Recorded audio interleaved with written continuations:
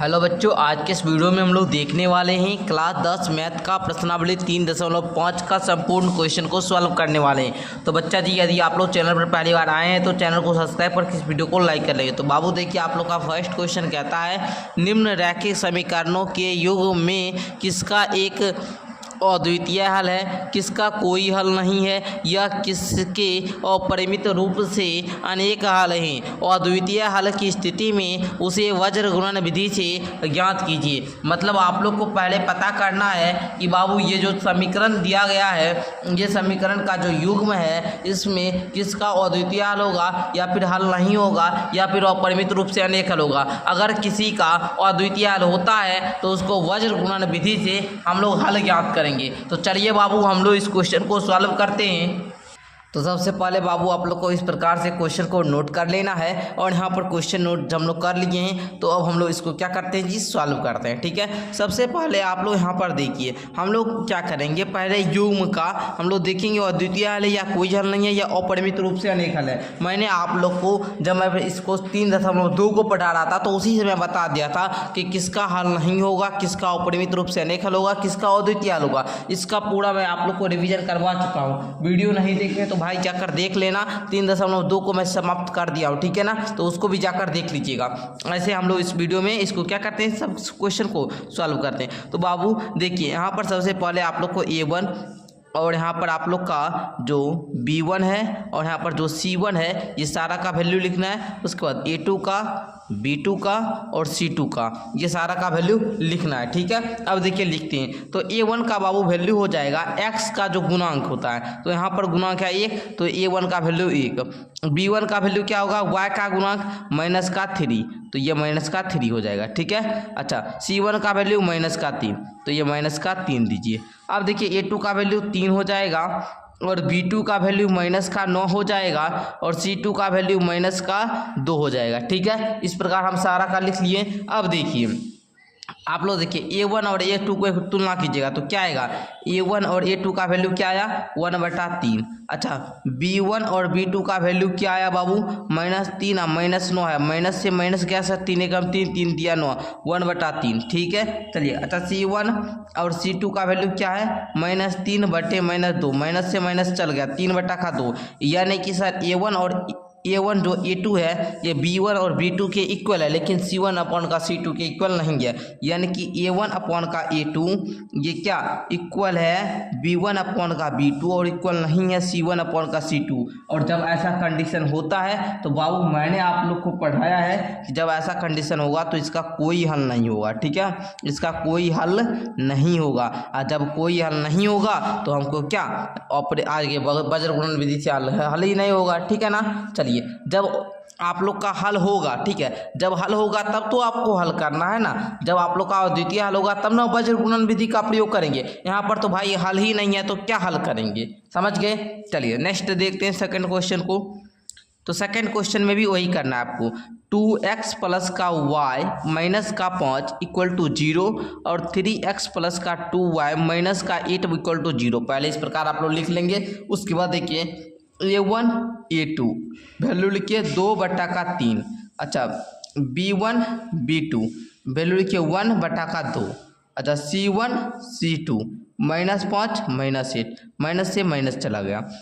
यहाँ पर क्या आया, तीनों इक्वल नहीं है, 2/3 है, 1/2 है, 5/8 है, तो ये तीनों इक्वल नहीं है।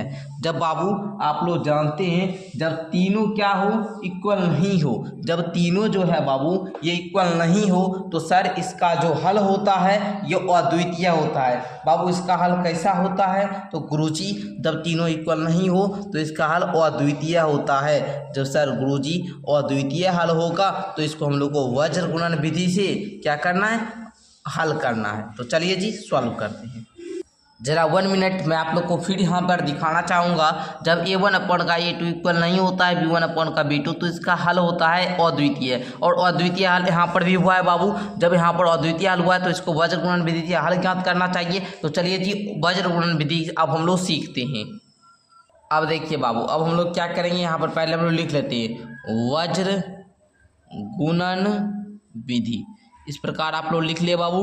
अब देखिए वज्र गुणन विधि ज्ञात करने का एक फॉर्मूला आपके बुक में ही दिया गया है एक्स वाई 1। पहले इस प्रकार लिख लेना, ऊपर में तीनों के नीचे में आप लोग को इस प्रकार लकीर खींचना है। उसके बाद b1c2 माइनस b2c1 इस प्रकार आप लोग को फॉर्मूला है, तो इस फॉर्मूला पर हम लोग बैठाते हैं।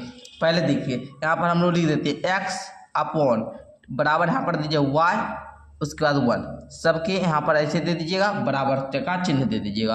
अब देखिए b1c2 माइनस b2c1 इस प्रकार दिए। अब फिर वहीं उसी प्रकार यहाँ पर c1 समाप्त हुआ तो c1 से खुद शुरू कीजिएगा a2, ठीक है। अब देखिए c2 और यहाँ पर क्या a1 हो जाएगा। अब देखिए यहाँ पर a1 से समाप्त हुआ तो a1 से शुरू कीजिएगा, अब b2 से गुणा कीजिए माइनस a2 b1 इस प्रकार फॉर्मूला आप लोग लिख लिए। अब सबका मान पुट कीजिएगा। तो बाबू मैंने मान यहाँ पर निकाला है, सारा का ABC आपको पता है। अब क्या कीजिएगा, x का x रहने दीजिए, ठीक है। अब सबका वैल्यू पुट कीजिए भैया। तो देखिएगा गुरुजी b1 का सर वैल्यू क्या है, b1 का वैल्यू सर 1 है, b1 का वैल्यू क्या है 1 है, तो यहाँ पर 1 लिखना है। अच्छा c2 का वैल्यू क्या है, तो बाबू c2 यहाँ पर निकालते रहिए। c2 का वैल्यू सर माइनस का 8 है, c2 का वैल्यू क्या है माइनस का 8 है, तो 1 गुना माइनस का 8 इस प्रकार लिखे, इस प्रकार लिख दिया ना। चलिए माइनस है तो माइनस। b2 का वैल्यू क्या है बाबू, b2 का वैल्यू गुरुजी 2 है, तो 2। c1 का वैल्यू क्या है गुरुजी, c1 का वैल्यू सर -5 है, तो -5, ठीक है। इस प्रकार आप लोग दे दिए। अब देखिए आगे का प्रोसेस, यहाँ पर बीच में बराबर y है तो y, c1 का वैल्यू बाबू लिखिए, c1 सारा का वैल्यू यहाँ पर -5 है, तो -5। a2 का वैल्यू गुरुजी, a2 का वैल्यू 3 है, तो -5 गुना 3 माइनस है तो माइनस। c2 का वैल्यू -8, a1 का वैल्यू 2। तो इस प्रकार आपको रहने देना है, बीच में बराबर है तो बराबर। अब देखिए क्या करना होगा बाबू, ठीक है। उसी प्रकार यहाँ पर बाबू क्या कीजिएगा, 1 है तो 1 दीजिए। अच्छा a1 का वैल्यू क्या है बाबू 2 है। अच्छा b2 का वैल्यू क्या है बाबू 2 है, तो 2 और इनटू में क्या दीजिएगा 2 दीजिएगा, ठीक है। इस प्रकार दे दिए। अच्छा माइनस है तो सर माइनस। a2 का वैल्यू क्या है बाबू, a2 का वैल्यू सर 3 है, तो 3। b1 का वैल्यू क्या है बाबू 1 है, तो 1 दे दिए। अब देखिए आगे आप लोग को कैसे करना है।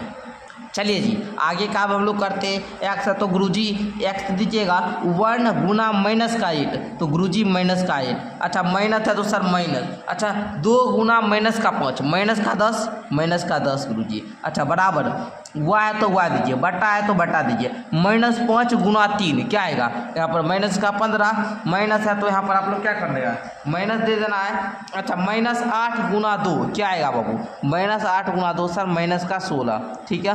बराबर है तो बराबर, 1 है तो 1, 2 दूनी की 4 और माइनस है तो माइनस, 3 गुना 1 यानी कि 3।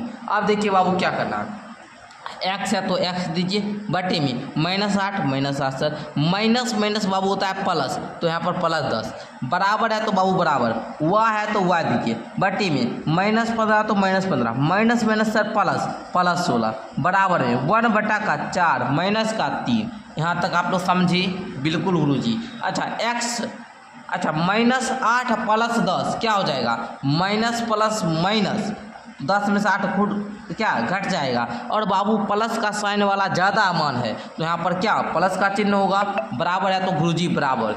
अच्छा y है तो y, minus plus sir minus होता है, और चिन्ह किसका ज़्यादा है प्लस वाला का, तो यहाँ पर प्लस वाला मान होगा। अच्छा 1 है तो 1 सर, 4 में से 3 गया बचा 1 दे दीजिए। यहाँ तक आप लोग को समझ में आया। अच्छा अब देखिएगा आप लोग यहाँ पर, अब देखिएगा आप लोग x/2 जो है इसको 1/1 हो जाएगा, और y/जो 1 है इसको भी 1/1 हम लोग रखेंगे। तो यहाँ पर देखिए x गुना का 1 x, 2 गुना का 1 यानी कि 2, और y बराबर में 1 हो जाएगा, और यहाँ पर y कम हुआ है तो यहाँ पर 1 दे दीजिए, यानी कि x का वैल्यू 2 और y का वैल्यू 1 आया। तो यही इसका क्या था बाबू, वज्र गुणन विधि से हल था। तो आप लोगों ने यहाँ पर सीख लिया। यहाँ पर जो आप लोग को अद्वितीय हल आया था दूसरा क्वेश्चन का, इसका हमने वज्र गुणन विधि से हल कर लिया, ठीक है। चलिए अब तीसरा क्वेश्चन की बारी है। अब तीसरा और चौथा क्वेश्चन को हम लोग सीखते हैं। बड़ा ध्यान से समझिएगा, एक एक कॉन्सेप्ट कॉन्सेप्ट को सीखने का प्रयास किया कीजिए, ठीक है। चलिए पर इसमें भी हम लोग वही करेंगे। पहले क्या करेंगे, 3x माइनस का 5y माइनस का 20 इक्वल टू 0 और 6x माइनस का 10y और माइनस का 40 बराबर में 0 लिख लेना है जी। चलिए लिख लिए ना। चलिए A1 अपॉन का A2 इक्वल टू 3/6 कट जाएगा तो गुरुजी 1/2 आएगा। B1 अपॉन का B2 इक्वल टू -5/-10 माइनस से माइनस गया 1/2 आया गुरुजी। अच्छा C1 अपॉन का C2 equal to -20 equal to -40 minus से माइनस गया और 1/2 कटा। गुरुजी आप लोगों ने जब हल किया तो A1 अपॉन का A2 इक्वल आया सर B1 अपॉन का B2 इक्वल आया C1 अपॉन का C2। सर इसको कह सकते हैं 1/2 1/2 1/2। जब तीनों बराबर होगा तो इसका अपरिमित रूप से अनेक हल होता है। अपरिमित रूप से अनेक हल होता है। जब अपरिमित रूप से अनेक हल होगा तो इसका हमको वज्र गुणन विधि का प्रयोग नहीं करना है। जब अद्वितीय हल आएगा तब वज्र गुणन विधि से हल ज्ञात करना है। चलिए आगे देखते हैं। चौथा क्वेश्चन कहता है x माइनस का 3y माइनस का 7। हम एक क्वेश्चन आपके होमवर्क के लिए भी छोड़ सकते थे लेकिन नहीं बाबू, हम आपको हल कर देते हैं। अगर आपको आता होगा तो आप छोड़ दीजिएगा, आगे बढ़ जाइएगा। अगर नहीं आता तो इसको भी जरा समझ लीजिएगा, ठीक है। चलिए सबका वैल्यू आपको निकालना सीख गए। डायरेक्ट हम A1 A2 लिखते हैं, ठीक है। A1 A2 का वैल्यू लिखिए तो यहाँ पर 1 है A1 का वैल्यू, A2 का वैल्यू सर 3 है। B1 और B2 इसका वैल्यू -3 और -3। अच्छा C1 और C2 बराबर -7 -15 1/3। इससे ये चला जाएगा 3/3 है। अच्छा ये भी चला जाएगा 7/15 तो यहाँ रहने दीजिए, ठीक है। अच्छा आप देखिए आगे क्या करना है। तो देखिएगा यहाँ पर आप लोग A1 अपॉन का A2 इक्वल नहीं है B1 अपॉन का B2 और ये भी इक्वल नहीं है C1 अपॉन का C2। गुरुजी ये कैसे, तो देखिए 1/3 और यह क्या आया 1/1 आया और ये 7/15 आया। कोई इक्वल है नहीं है। जब सर तीनों इक्वल नहीं होता है तो इसका हल होता है अद्वितीय। हल कैसा होता है गुरुजी, अद्वितीय हल होता है। और जब सर अद्वितीय हल आया तो वज्र गुणन विधि का प्रयोग कीजिए ना। तो भैया हम भी यहाँ पर लेकर आ चुके हैं वज्र गुणन विधि। तो यहाँ पर लिखिए वज्र गुणन विधि, वज्र गुणन विधि। तो गुरुजी सबसे पहले इसका फॉर्मूला लिखना होगा x y 1 सब में बटा लगाइए, बीच में बराबर दे दीजिए। यहाँ पर फॉर्मूला लिखिए।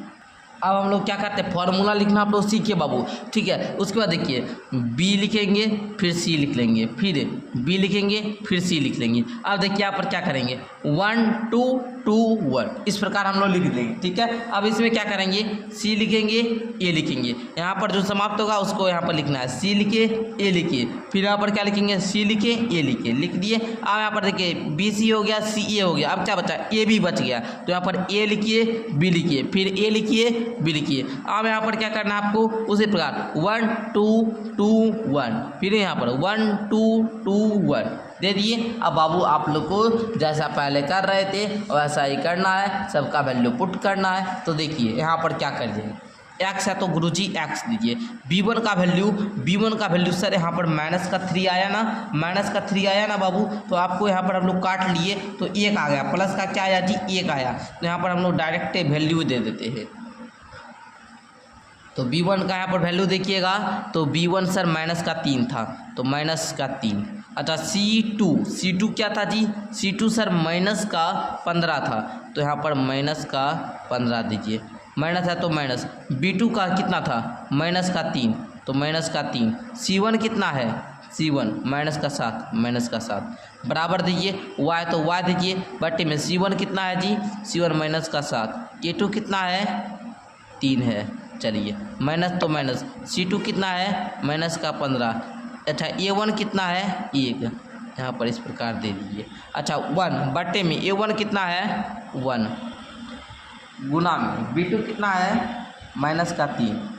चलिए माइनस तो माइनस। A2 कितना है 3, B1 कितना है -3। चलिए अब देखिए क्या करना है। x है तो गुरुजी x माइनस है ना 15 × 45 माइनस यहाँ पर 21।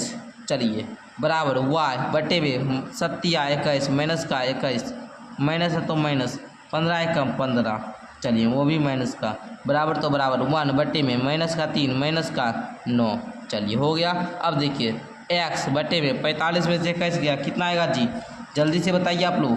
45 में से 21 को माइनस करना है गुरुजी। तो देखिए 5 में से 1 गया तो आया 4, 4 में 2 गया, आप लोग का आ गया 2, है ना, बराबर वाई माइनस का 21 प्लस 15 बराबर 1 बटे में माइनस का 3 प्लस का 9। इस प्रकार आपको लिख लेना है। अब देखिए आगे का प्रोसेस कैसे होता है गुरुजी। अच्छा, x बटा का 24 यहाँ पर देखिएगा, x बटा का 24 बराबर में आपको y है और माइनस प्लस माइनस ही हो जाएगा, ठीक है। माइनस वाला चिन्ह है यहाँ पर, तो आपको क्या करना है, माइनस का 6 दे देना है, ठीक है। बराबर में 1 बटे में प्लस माइनस माइनस और यहाँ पर 6 हो जाएगा, ठीक है। अब देखिए, तो चलिए देखिए अब क्या करना है, x बटा का 24 को रहने देना है और ये जो वैल्यू है इसको क्या करना है, रख देना है। तो यहाँ पर देखिए 1 बटा का 6। अच्छा, एक साइड y बटा का माइनस का 6 और इधर बराबर है 1 बटा का 6। इसी प्रकार ना रख रहे थे हम लोग, तो इसी प्रकार आपको यहाँ पर क्या करना है बाबू, रख लेना है। रख लिए ना। अच्छा, क्रॉस मल्टीप्लीकेशन कीजिए। 6x इक्वल टू कितना, 24, x इक्वल टू 24 बटा 6। अच्छा, इसको काटिएगा तो 4। अच्छा, इधर देखिए y बटा का माइनस का 6, 1 बटा का 6, 6 गुना y यानी कि 6y माइनस 6 गुना 1 माइनस का क्या 6 आएगा। y बराबर में क्या, माइनस का 6 बटे में 6। अच्छा सर, इसको काटिएगा तो माइनस का 1 आ जाएगा। तो यानी कि x का वैल्यू 4 और y का वैल्यू माइनस का 1 आया। तो आप लोगों ने क्वेश्चन नंबर 4 को भी क्या किया, जब ये अद्वितीय था तो इसका हल क्या किया, आप लोग ज्ञात कर दिए। तो चलिए आगे का क्वेश्चन अब सॉल्व किया जाए। तो ये चारों क्वेश्चन आप लोग सीख चुके होंगे अच्छे तरीक़ा से। क्वेश्चन नंबर 2 कहता है ए और बी के किन मानों के लिए निम्न रैखिक समीकरणों के युग्म के अपरिमित रूप से अनेक हल होंगे। समझिएगा, जब अपरिमित रूप से अनेक हल होंगे तो बाबू इसका कंडीशन होता है a1 अपॉन का a2 इक्वल होगा b1 अपॉन का b2 इक्वल होगा c1 अपॉन का c2, तभी होगा अपरिमित रूप से अनेक हल। तो हमको उसी प्रकार इस क्वेश्चन नंबर 2 को सॉल्व करना है। तो चलिए बाबू सॉल्व करते हैं। मैं आप लोग को एक जानकारी छोटी सी दे दूं कि यदि आप लोग क्लास 10th के बच्चे हैं तो आप लोग हमारे व्हाट्सअप नंबर 7488600620 पर व्हाट्सअप मैसेज करेंगे। इस नंबर पर मैसेज करने के बाद आपको हमारा सारा कोर्स के बारे में बताया जाएगा, कैसे आपको कोर्स ज्वाइन करना, सारा कुछ बताया जाएगा, ठीक है। चलिए क्वेश्चन नंबर 2 को अब हम लोग सॉल्व करते हैं। तो क्वेश्चन नंबर 2 में आप लोग को यहाँ पर जो दिख रहा है उसको आप लोग को, ये क्वेश्चन है, यहाँ पर आप लोग को सॉल्व लिखना है। सॉल्व लिखने के बाद आप लोग को करना क्या होगा, इसको इक्वेशन फर्स्ट और इक्वेशन आप लोग को इसको सेकंड बनाना होगा, ठीक है। कैसे बनाएंगे, 2x जोड़ 3y माइनस का 7 इक्वल टू 0, ठीक है। अच्छा, इसको कैसे, a माइनस का b। तो देखिए आपको करना क्या होगा, a माइनस बी एक्स दे दिए प्लस a प्लस बी दे दिए इंटू का y। अच्छा, माइनस का इसको क्या करना है, 3a प्लस बी माइनस का 2 सर, इसको बराबर में 0 रख देना है। इक्वेशन सेकेंड मानेंगे, इसको फर्स्ट मानेंगे। अब क्या करेंगे, अकॉर्डिंग टू क्वेश्चन, प्रश्न कहता है भैया अपरिमित रूप से अनेक हल होंगे, तो अपरिमित रूप से अनेक हल होंगे, आप लिखेंगे अपरिमित रूप से अनेक हल होंगे, इसको लिख लीजिएगा यहाँ पर। यानी क्या, a1 अपॉन का a2 इक्वल होगा b1 अपॉन का b2 इक्वल होगा c1 अपॉन का c2, ये कंडीशन होता है। तो जब ये कंडीशन होता है तो हमको यही कंडीशन पर इसको बैठाना होगा। तो देखिए कैसे बैठाते हैं, a1 का वैल्यू पुट कीजिए 2 आएगा, यहाँ पर a2 का वैल्यू है a माइनस का b बराबर कीजिएगा 3, है ना। यहाँ पर b1 का वैल्यू है ये। तो देखिए यहाँ पर, अब देखिए b2 का वैल्यू क्या हो जाए, a जोड़ b, ठीक है। अब उसके बाद देखिए c1 का वैल्यू क्या है, माइनस का 7 है, और c2 का वैल्यू क्या है, यहाँ पर माइनस दे दीजिए 3a जोड़ b माइनस का 2। इस प्रकार हो गया। अब देखिए यहाँ पर देखिए 2 बटे में a माइनस का b, यहाँ पर बराबर में क्या 3 बटे के a प्लस b में रखिए, और इधर आप लोग क्या कीजिए 3a प्लस b को बराबर में रखिए -7 माइनस यहाँ पर 3a, ठीक है, 3a प्लस b माइनस 2। इस प्रकार रख लिए। अब देखिए करना क्या होगा, क्रॉस मल्टीप्लीकेशन कीजिए, ठीक है। जैसे 3a माइनस 3b बराबर में 2a प्लस 2b। इस प्रकार आप लोग दिए। अब देखिए करना क्या होगा, यहाँ पर 3a minus 3b minus 2a, यहाँ पर उसके बाद इधर प्लस है तो माइनस होगा ना 2b इक्वल टू कितना 0। अच्छा 3a में से दो ये चल गया तो ये बचा माइनस 3 वो b है और माइनस का 2b है तो ये क्या हो जाएगा माइनस का 5b इक्वल टू 0। इसको समीकरण कितना थर्ड मान लेना है। ठीक है, समझ रहे ना। आगे देखिए इधर आओ। अब देखिए इधर क्या करना होगा आपको, क्रॉस मल्टीप्लिकेशन इधर भी कीजिएगा तो उसी प्रकार का कंडीशन है। आपको क्या करना है, 3a है और इधर 3 है तो इसको आप लोग को माइनस से पहले माइनस हटा दीजिए। ठीक है, 3a इधर 3 है तो 9a हो जाएगा, प्लस है तो प्लस 3b हो जाएगा और ये यहाँ पर 2 है और यहाँ पर 3 है तो ये माइनस का 6 हो जाएगा। बराबर में यहाँ पर देखिए बराबर में आपको इधर करना है क्या 7a जोड़ 7b, इस प्रकार आपको लिखना है। उसके बाद देखिए 9a ठीक है जोड़ 3b माइनस का 6 माइनस का 7a माइनस का 7b इक्वल टू 0। 9a में से 7a चल गया, 2 a बचा प्लस 3b माइनस 7b तो ये क्या बचा माइनस का 4b। ठीक है, उसके बाद बराबर में क्या आ जाएगा माइनस का 6 है उस साइड कर दीजिए, प्लस का 6 आ जाएगा। इसको इक्वेशन 4 मानना है। ठीक है, आप लोग समझ रहे हैं ना, शुरू से ही देखिए इसको इक्वेशन 4 मानना है। अब आप लोग को क्या करना है, समीकरण 3 में क्या करना है गुना कर देंगे ताकि ये दोनों बराबर हो जाए और विलोपन विधि से हम लोग सॉल्व कर लेंगे। तो यहाँ पर हम लोग लिखेंगे समीकरण ये जो तीसरा है 3 में 2 से गुना करने पर, गुना कीजिए तो a माइनस का 5b बराबर में 0 है, यही ना है तो इसमें आप लोग को गुना 2 से करना है। तो गुना 2 से कीजिएगा तो ये हो जाएगा 2a माइनस का 10b इक्वल टू 0। ठीक है, अब देखिए आपको क्या करना है, समीकरण 3 तथा 4 से, समीकरण 3 तथा 4 से चलेंगे तो ये 2a माइनस का 10b इक्वल टू 0 और ये 2a 4 में क्या है 2a माइनस का 4b इक्वल टू 6।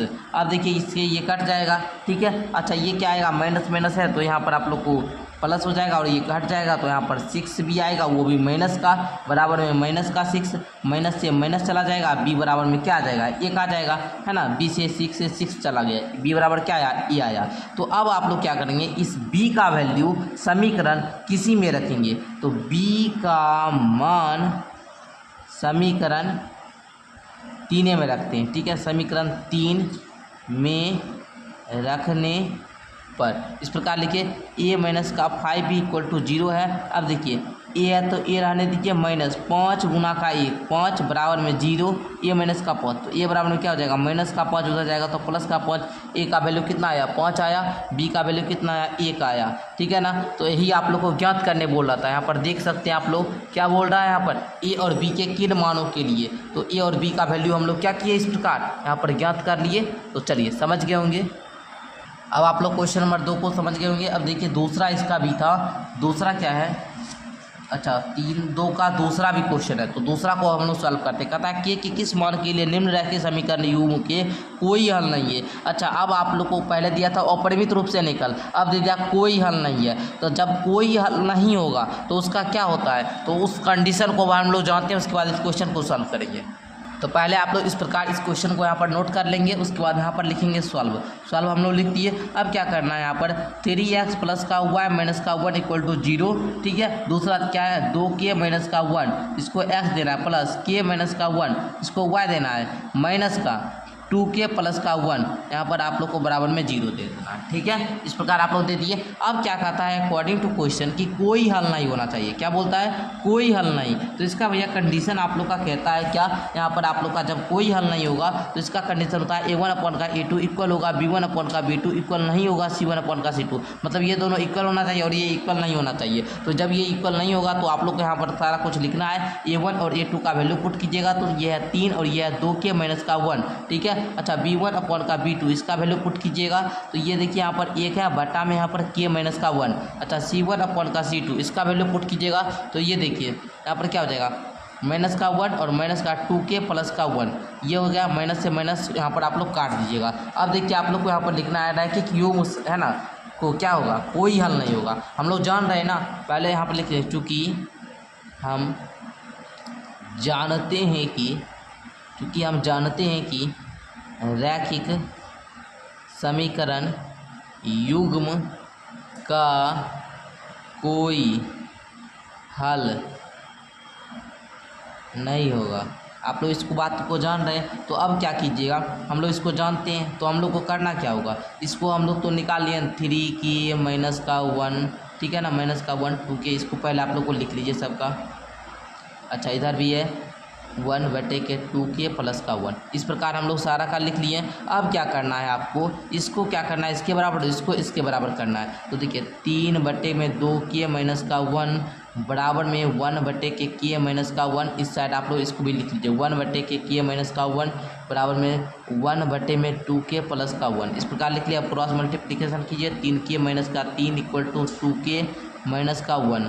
अच्छा 3k - 3 - 2k - 1 + 1 = 0। 3k में से 2k चला गया, क्या बचा k - 3 और +1, ये क्या हो जाएगा, तो यहाँ पर माइनस और यहाँ पर क्या है प्लस, तो यहाँ पर माइनस का क्या हो जाएगा 2 हो जाएगा, ठीक है। k - 2 = 0, तो k बराबर क्या आ जाएगा 2 आ जाएगा। अच्छा इधर भी हल कर लीजिए इसको, है ना, इधर इसको हल कर लीजिएगा, इसको हल कीजिए, ठीक है ना। उसके बाद देखिएगा 2k + 1 = k - 1, 2k + 1 - k + 1 = 0, 2k में से k चला गया, k + 1 और इधर भी +1, तो ये प्लस का क्या हो जाएगा 2 हो जाएगा, ठीक है, +2 हो जाएगा ना, बराबर में 0, k बराबर में -2 आ जाता है।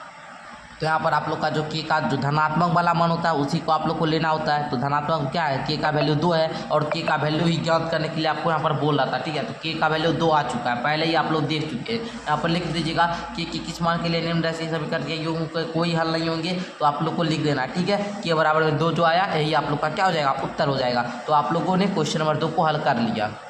तो आज के लिए इतना ही रहने देते हैं, आज हम लोग यहाँ तक सॉल्व किए हैं। अब आप लोग का एक नया और वीडियो आएगा कल वाला क्लास, ठीक है, वो क्लास आप लोग को कल देखने को मिलेगा, जिसमें हम क्या करेंगे, क्वेश्चन नंबर 3 और क्वेश्चन नंबर 4 का जितना भी प्रश्न है 5 तक, ये पाँचों को समाप्त कर देंगे। मेरा डेली क्लास आप लोग को शाम के 7 बजे मिलता है एडी सर के चैनल पर, तो आप लोग क्या कीजिए डेली देखा कीजिए, ठीक है। उसके बाद आप लोग का एक और प्रश्नावली आएगा 3.6, इसको समाप्त करेंगे, बस 2 चर वाला रैखिक समीकरण टाटा बाय बाय हो जाएगा। आएगा भैया मेरा द्विघात समीकरण, तब इसको पढ़ेंगे। तो बाबू अब हम आप लोगों को डेली क्लास लेना चाहते हैं, तो आप लोग क्या कीजिए, देर मत क्या कीजिए, आप लोग जो है डेली मेरा क्लास क्या कीजिए, ठीक है, शाम के 7 बजे। तो मिलते हैं नेक्स्ट वीडियो के साथ, तब तक के लिए धन्यवाद। चैनल पर नए तो सब्सक्राइब कर लेंगे, मेरा व्हाट्सएप नंबर जानते हैं, मैसेज कर लीजिएगा।